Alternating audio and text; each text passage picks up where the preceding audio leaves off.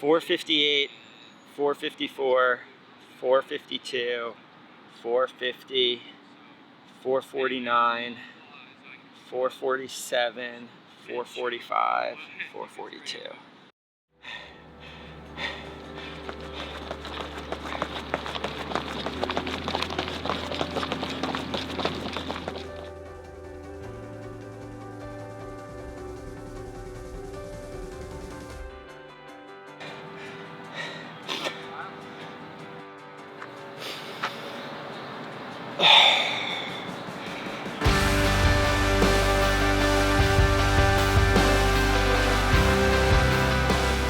For many various points in my career, I actually didn't like racing. I don't consider myself to be that competitive of a person. I am more competitive with myself and wanting to know that I'm improving, more so than beating the guy next to me. That's one aspect of professional running that I never really liked. That's probably why I retired when I was 29. Kyle's always been really good at all the endurance work, the longer work, the long runs, you know, all that. He's always been very strong as a miler doing that. I mean, he was good even from high school, good in, you know, cross country, 5K. It always felt like it was a natural progression for Kyle to go up to the marathon. Perfect. 48. When I retired, I hit the reset button on like my personal best, and it's just, those are never gonna change. And once you run 352 in the mile, running 357 in the mile isn't cool. It's not fun, it's not motivating, you're just a worse version of yourself. And the thing that most people do is as you get older, you move up and you change distances and try different distances, and it's kind of like a clean slate.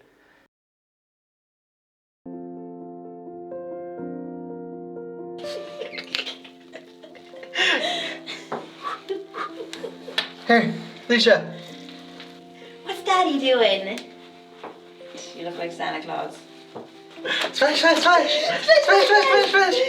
Splash, splash.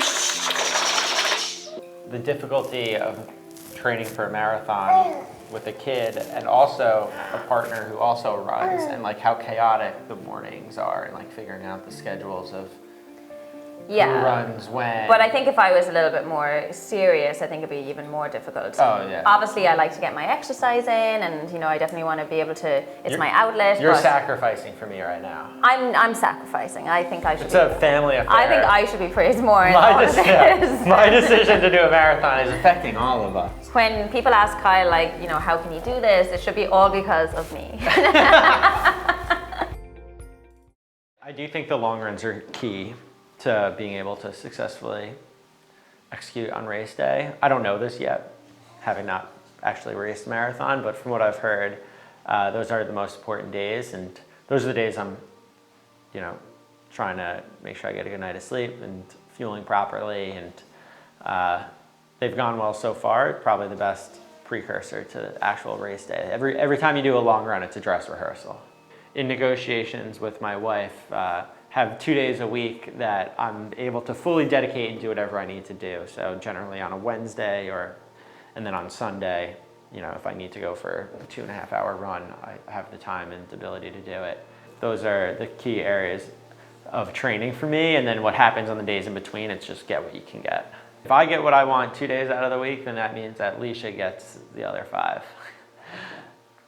My wife hasn't had the many mornings in which she gets to decide the order of operations. That comes immediately after my marathon. The second I cross the finish line, she gets the mornings. I'm trying to run as fast as I possibly can, given the circumstances of where I'm at in life. And that's, you know, a young family, a full-time job, a very active sports writer and media person. From my perspective, this is a glimpse into how the other half lives. I was very fortunate for 7 years to dedicate my entire life exclusively to running to see how fast I can be. Now, like most folks, am trying to see how fast I can be while also, you know, being a good father, being a decent husband, and, you know, doing a good job every day. between the hours of 9 to 5.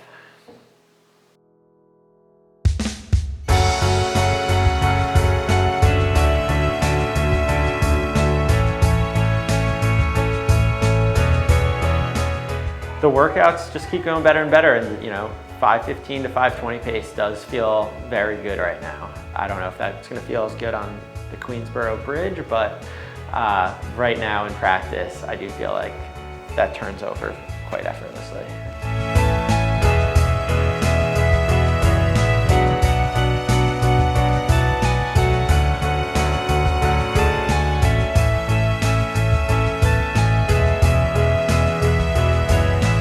We got the bib, 488, very late for work.